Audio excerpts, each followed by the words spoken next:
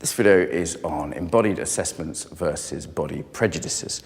So, where to start? When we see a body, we don't just see a person, right? We see a way of being in the world. This is what embodiment means. So you'll see my history, my dispositions, my personality, etc. We kind of have a sense of this, right? We know that if we, certain kinds of, like if we see Gollum from Lord of the Rings, and it's not very integrous, for example, my precious, you know? We have a sense of this in terms of, hey, someone might be dangerous or someone might be attractive to us. You know, I'm working a lot with attraction, and there's an embodied way we go, this person's for me. Yeah, we make really big decisions based on this, actually. This is why job interviews are useful, because we can get this felt bodily sense of someone.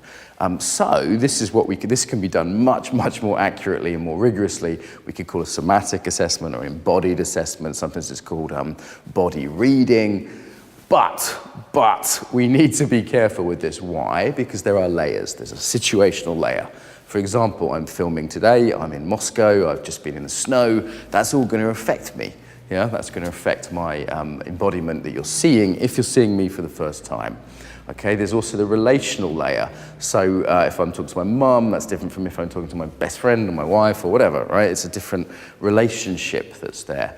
There's a cultural layer. So, you know, I was looking at all the Russians today on the subway, and there's definitely a cultural similarity, even though they have very different personalities. So we could be looking at that, yeah? So we need to be looking at these things in embodiment in the context. If you've seen like 20 of my videos and you've met me 100 times in real life, then yeah, you're probably going to have a pretty good somatic reading of me that's across these situations and relationships, yeah? Body prejudice would be the other way to go, where people go, I don't know, you'll see this in Shakespeare, for example. Is it give me around me lean and sleek men, not hungry ones? I forget the quote from Julius Caesar. But it's, for example, like fat people are jolly, or skinny people are clever, or whatever it is. You know, there's these kind of prejudices, which is not what I'm talking about at all. Yeah, so you need to be very, very careful with that. I think it's quite degrading. For me, any body reading is done lightly and with respect, with permission, with a sense that we're just making a theory, we're just making a guess, because we're doing it anyway unconsciously, so we might as well do it a bit more clearly. But it's always a guess. It's not like you're this. Yeah, putting people in boxes, because we change, we're situational. So I think it's important to distinguish between body reading and body prejudice.